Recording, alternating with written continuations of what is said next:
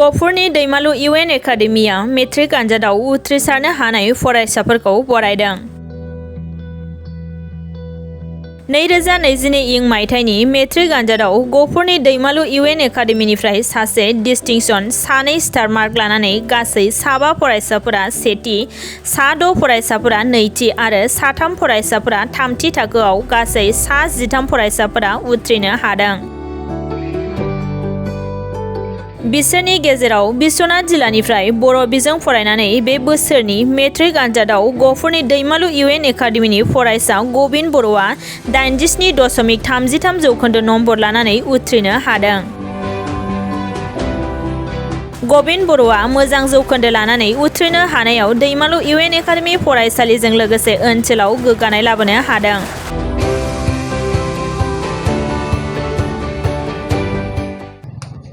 आसा गिबियावनो बड'लेण्ड रादाब आरो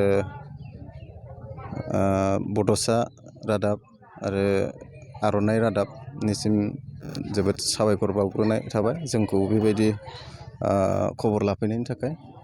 लोगोसे जोंनि UN एकाडेमि दैमालुनिफ्राय देग्लाय बोसोराव खोब मोजां रिजाल्ट खालामदों। थांनाय बोसोरावबो जोंहा कर'ना भाइरासनि थाखाय मोजाङै जों रिजाल्टखौ जोंनि पार्सेन्टेज गैयैखाय सिगांफोर होखांनो मोनैखाय जों पार्सेन्टेजखौ मोनाखैमोन। बेयाव जों नांगौबायदि रिजाल्ट खालामहरनो हायाखैमोन।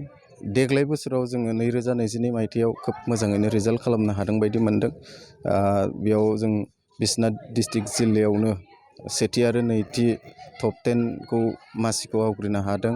दा अनजालि फरायसालि बिथांमोनाबो खोब गोसो होनानै फोरोंगिरिफोरनि खोथाफोरखौ खोनासंदोंमोन आरो फोरोंगिरि हान्जायाबो खोब मोजाङैनो दिथा लादोंमोन, फोरोंदोंमोन। आं बेखौ दिनै प्रेक्टिकेल हिसाबै मोननाय बायदि मोनदों जे जोंनि रोंगौथियाबो निस्सय माने गथ'फोरनो जों रोंगौथिखौ होनो हादों।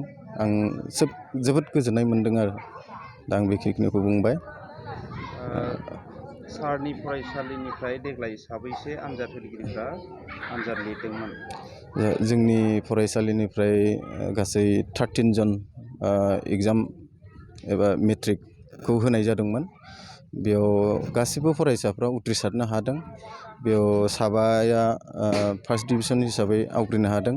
7नि बिथोराव जोंहा डिस्टिंक्शन 1 नांदों आरो स्टारा 2 नांदों।